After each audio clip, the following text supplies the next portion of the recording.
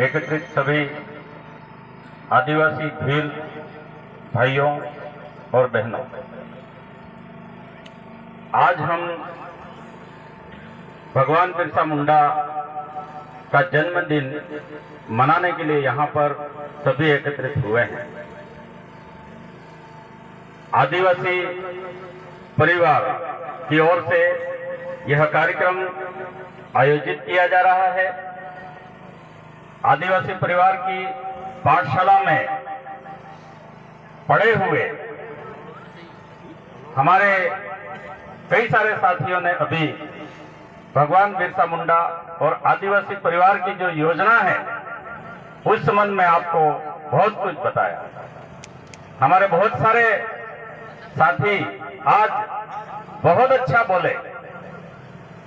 पवन जी बहुत अच्छा बोले, भाई हमारा कमलकांत बहुत अच्छा बोला, हमारे अर्जुन जी बहुत अच्छा बोल के, राकेश जी बहुत अच्छा बोले, हमारे अर्जुन जी बहुत अच्छा बोले। और भी साथी हमारे आदिवासी परिवार की ये जो पाठशाला हम लोगों ने खोली, उस पाठशाला में पढ़े हुए हमारे साथी आज इतना अच्छा बोले कि मुझे इतनी खुशी हो रही है, जितनी खुशी किसी स्कूल के हेडमास्टर को अपने बच्चों को अच्छे तरीके से बोलते देख करके होती है, इतनी खुशी आज मेरे को हो रही है। और अब हमको ऐसा लगने लगा है कि अब आदिवासी समाज को किसी एक व्यक्ति के पीछे चलने की जरूरत नहीं पड़ेगी। हर गली, हर मोहल्ले में आदिवासी परिवार ने बिरसा मुंडा तैयार कर दिया और बिरसा मुंडा का जो आंदोलन है, जो अभियान है, उस अभियान को हमारी आने वाली पीढ़ी आगे बढ़ाएगी, ये विश्वास है। अभी हम भगवान बिरसा मुंडा की जयंती मना रहे हैं। भगवान इंसान को कोई ऐसे ही नहीं बोल देता है। इंसान के ऐसे कर्म होते हैं अच्छे, उन कर्मों की वजह से इंसान को भगवान की उपाधि दी जाती है, ऐसे ही नहीं दी जाती है। बिरसा मुंडा को भगवान की तरह हमारा आदिवासी समाज पूज रहा है। तो बिरसा मुंडा का जो अभियान है, वो अभियान पूरे आदिवासी समाज को तारने का अभियान था, आगे बढ़ाने का अभियान था। इस वजह से बिरसा मुंडा को हम भगवान की तरह मान रहे हैं। आज हम जिस जमीन पर बैठे हैं, आज हम जो बोल रहे हैं, वो बोलने की ताकत, वो बोलने का अधिकार, इस जमीन के ऊपर खेती करने का अधिकार दिलाने वाले बिरसा मुंडा हैं।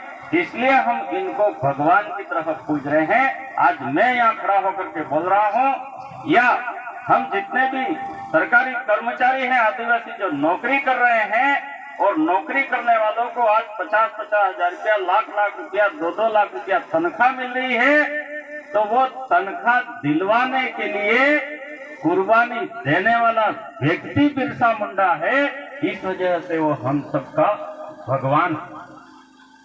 और बिरसा मुंडा की जयंती हम आज मनाने के लिए क्यों मजबूर हुए? बिरसा मुंडा की लड़ाई क्या थी? बिरसा मुंडा की लड़ाई, हमारा ये चांद सूरज वाला झंडा जो नरेश भाई के झांपे में लगा हुआ है, उस झंडे को सारे झंडों से ऊंचा उठाने की लड़ाई बिरसा मुंडा की। क्यों इस झंडे को बिरसा मुंडा सबसे ऊंचा उठाना चाहते थे? इसलिए बिरसा मुंडा चांद सूरज वाले आदिवासी के झंडे को सबसे ऊंचा उठाना चाहते थे, क्योंकि आदिवासी इस देश का मालिक है, इस जमीन का मालिक है, इस धूल का मालिक। इस जमीन के ऊपर जब से मिट्टी बनी, धूल बनी और पौधे उगने शुरू हुए, तब से आदिवासी इस देश का, इस जमीन का मालिक है। ये बिरसा मुंडा जानते थे और ये बात उन्होंने आदिवासी को बताई। इसलिए हम बिरसा मुंडा को आज भगवान की तरह हम पूज रहे हैं। 1850, आज से 170 साल पहले आदिवासी और अंग्रेजों के बीच में एक बहुत बड़ी लड़ाई हुई, जिस लड़ाई को संथाल क्रांति बोलते हैं। उस संथाल क्रांति में 50,000 आदिवासी अंग्रेजों से लड़ने के लिए शहीद हुए और 25,000 से ऊपर अंग्रेजों को आदिवासियों ने मार दिया। तब अंग्रेज आदिवासी से डरे और अंग्रेजों ने यह पता किया कि इस देश में जब से हम आए हैं तब से ये आदिवासी ही क्यों लड़ रहा है, दूसरे किसी जाति का व्यक्ति हमारे से लड़ाई क्यों नहीं लड़ रहा है। ये अंग्रेजों ने पता किया। तो अंग्रेजों को यह पता लगा कि ये आदिवासी इसलिए लड़ रहा है क्योंकि ये इस देश का मालिक है, और मालिक है इसलिए लड़ रहा है, और दूसरे लोग इस देश के मालिक नहीं हैं, वो हमारी तरह बाहर से आए हैं इसलिए नहीं लड़ रहे हैं। ये अंग्रेज को पता लगा। अभी ये नरेश भाई का खेत है, नरेश भाई का ही है ना, नरेश भाई का खेत है। इस खेत के ऊपर अर्थुना का, बांसवाड़ा का कोई आदमी आकर के कब्जा करेगा तो कौन लड़ेगा? नरेश भाई लड़ेगा।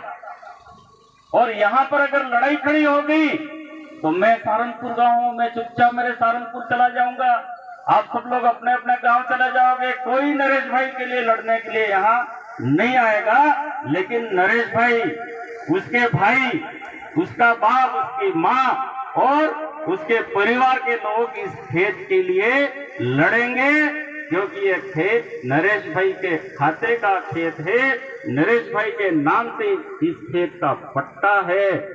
वैसे के वैसे इस देश का पट्टा आदिवासी के नाम से था, आदिवासी के खाते में ये देश था, इसलिए अंग्रेज से केवल आदिवासी लड़ रहा था, दूसरा नहीं लड़ रहा था। ये इस बात का प्रमाण है कि हम आदिवासी, हमारे बाप दादे इस देश के मालिक थे। मानगढ़ के ऊपर 1500 आदिवासी अंग्रेजों से लड़ते हुए शहीद हुए। ये इतिहास बताता है, ये रिकॉर्ड बता रहा है सरकार का, लेकिन सरकार के रिकॉर्ड में कहीं पर भी ये लिखा हुआ नहीं है कि आदिवासी को छोड़ करके दूसरा कोई मरा। अगर आपको मालूम हो तो मेरे को बता दो। यहाँ पर भी हमारे मास्टर भी है, टीचर भी है, सब है। क्या आदिवासी ने सोड़ी ने बीजू कोई मरी हुए तो बता दो, कोई नहीं मरी। उधर 50,000 झारखंड में आदिवासी शहीद हुए अंग्रेज से लड़ते हुए, दूसरा कोई नहीं मरा। इतिहास में कहीं पर भी कोई सबूत नहीं है, लेकिन आदिवासी लड़े अंग्रेज से, ये इतिहास में सबूत है। क्यों लड़ा आदिवासी? क्योंकि वो मालिक था इस देश का, इस देश की जमीन आदिवासी की थी, दूसरे की नहीं थी। और मैं जो बोल रहा हूं वो फैसला 2011 में सुप्रीम कोर्ट ने भी बोल दिया। क्या बोला 2011 में सुप्रीम कोर्ट ने? कैलाश बनाम महाराष्ट्र सरकार का सुप्रीम कोर्ट का फैसला आया। उस सुप्रीम कोर्ट के फैसले में सुप्रीम कोर्ट ने यह बोला कि 8% आदिवासी है, वही इस देश का मालिक है, और 92% दूसरी जाति धर्म के लोग हैं, जो अपने आप को हिंदू कहते हैं, जो अपने आप को मुसलमान या ईसाई कहते हैं, जो अपने आप को जैन कहते हैं, पारसी कहते हैं या बुद्ध कहते हैं, वो सब विदेशी हैं। 8% आदिवासी है, वही इस देश का मालिक है। ये कौन बोला? सुप्रीम कोर्ट बोल गई। सुप्रीम कोर्ट के ऊपर बिजी कोई कोर्ट है? नहीं है। तो सुप्रीम कोर्ट ने बोला कि आदिवासी मालिक है, लेकिन आदिवासी आज भी ये मानने को तैयार नहीं है कि मैं मालिक हूं। अब सुप्रीम कोर्ट से बड़ी कोर्ट हम कौन सी लाएंगे भाई आपके लिए? है? अब तो मान लो कि आप मालिक हो, और ये लोग जो अपने आप को आदिवासी नहीं कहते हैं, जो अपने आप को गैर आदिवासी कहते हैं, उन्होंने आज तक सुप्रीम कोर्ट के खिलाफ मुकदमा नहीं किया। सुप्रीम कोर्ट अगर गलत होती तो ये सब ब्राह्मण बनिए दूसरे जितने भी है वो सब कोर्ट में जाते आदिवासी के खिलाफ, लेकिन कोई नहीं गया क्योंकि कोई सबूत उनके पास इस देश का मालिक होने का नहीं है, लेकिन आदिवासी के पास मालिक होने का सबूत है। क्या सबूत है? अभी देव दिवाली आएगी 14, उस दिन हमारे पूर्वज मरे हुए जो हैं उनकी याद में चीरा रोपोगे कि नहीं रोपोगे? वगाड़ी सीरा रोपो नहीं रोपो है? ई सीरो आदिवासी ने छोड़ी ने बीजे किने रोपते थे के दीक्यू तने आदिवासी नो सीरो रोपाई रियो आना देश में बीजी कोई जात नो सीरो नहीं रोपाई रियो है। केम ने रोपाई रियो है? केम के मालिक ना देश में मालिक ने सीरो रोपવાનો अधिकार है, बीजे किने अधिकार नहीं है।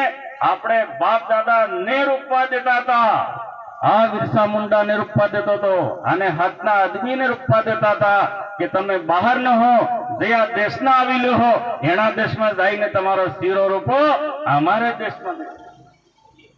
અભી मैं भाषण देते देते મને કાક થઈ જાય હે ને હું ખૂટી જાઉં ને મારા સુર કાળી સબ્જી માટે મારા શીરો લઈ નરેશભાઈ ના ખેતરમાં રોપવા આવે તો આ નરેશભાઈ રોપવા દે ખરો કે ने रूपा दे हो कहेगा ज्यादा हरणपुर में रुपते तारे बाद हरणपुर ने तो ऐसा आई गाड़ी वो तो एम करीन बे की हड़ी वाएगा मारा सोराना सिरो भी वाई दिन रात उपड़े એટલા કાટા હતા આપણે બાપ દાદા, એટલે આદિવાસી ને છોડીને આણા દેશમાં બીજે કિને બાપ દાદી શીરો ને રૂપવા દીધો, કેમ કે શીરો રૂપી દેતા તે માલિક કહેવાતા।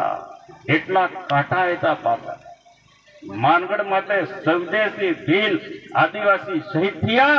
आना झंडा हरू शान सूरत नो झंडो, लीलो झंडो, रातो झंडो 16 में बने एना झंडा बदले शहीद थिया। पहल हुरा तमे ताणखुणियो खेतर एम के में पाठ पूजो तो पहलो ई पाठ हाटना वाड़ में हताई ने अपने बाप दादी पूजे।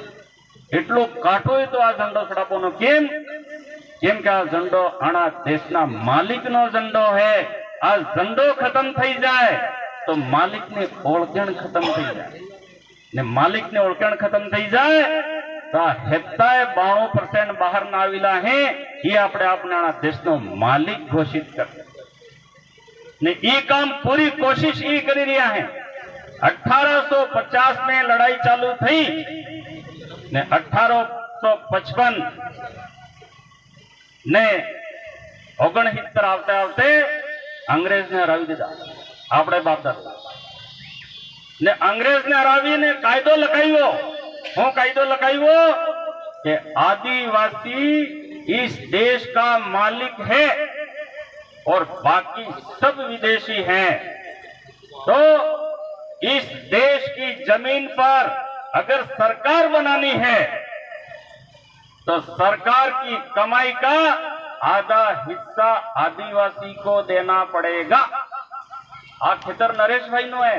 नरेश भाई के पाए अगर मारे भागी लेवो है तो नरेश भाई शर्त राखे, वो शर्त राखे कि मु तमने कमावा दो पण अर्धो धान कमाई ने मारे घर में रेड़ो पड़ेगा तो तमने कमावा दो, नहीं तो जो तुम्हारे हरणपुर कमा दो। बाप दादा हो कि तो अंग्रेज ने चले जाओ यहाँ से, कोई सरकार नहीं बनाने मिलेगी, हम मालिक है, हम मार देंगे। तो पछे लकावट थी। हूँ लकावट थी कि आना देश में आदिवासी मालिक है तो मालिक नो जी एरियो है एना एरिया नी जमीन है, ये जमीन तो मालिक ज रहेगा एनो मालिक ने बाकी जी जमीन पड़त है यानी पड़त जमीन माथे जी बीजी जात रही है एने माथे अंग्रेज सरकार बनावेगा ने एने माथे बीजी सरकार बनेगा, एने में कमाई थाएगा, एनो अर्धो भाग आदिवासी ने आवे। ये लकावट थी और पहली बार जनगणना हुई 1871 में और गिना गया क्या कि देश में मालिक कितने हैं, आदिवासी कितने हैं, और देश में गैर आदिवासी कितने हैं, विदेशी कितने हैं, ये गिनती हुई। और 1874 में आदिवासी जिले बने, अनुसूचित जिला अधिनियम 1874 में बना। आदिवासी जिले बांसवाड़ा, डूंगरपुर जैसे पूरे देश में आदिवासी जिले बने। आदिवासी जिले बना करके कायदा लिखवाया कि ये जो आदिवासी जिले हैं उन आदिवासी जिलों का मालिक आदिवासी हैं। तुम्हारी दिल्ली की, तुम्हारी जयपुर की या किसी भी राज्य की सरकार का कोई कायदा, कोई कानून मालिक के एरिया में नहीं चलेगा, मालिक के एरिया के बाहर चलेगा। ये कायदा 1874 में हमारे बाप दादों ने लिखवाया कि आदिवासी एरिया मतलब मालिक का एरिया, यहां सरकार का कोई कायदा नहीं चलेगा। ये कानून जो है वो हमारे बाप दादों ने दिया। किसने दिलवाया? बिरसा मुंडा ने, और उनके साथ जितने भी इस देश के लिए लड़े उन्होंने ये कायदा हमको दिलवाया। उसको आदिवासी एरिया कहते हैं। और 1874 में जैसे ही आदिवासी ने यह कायदा बनाया कि देश का मालिक आदिवासी है, आदिवासी के एरिया में आदिवासी को छोड़ करके दूसरे किसी को रहने का अधिकार नहीं है, वहां की जमीन का कण कण हर टुकड़ा आदिवासी का है।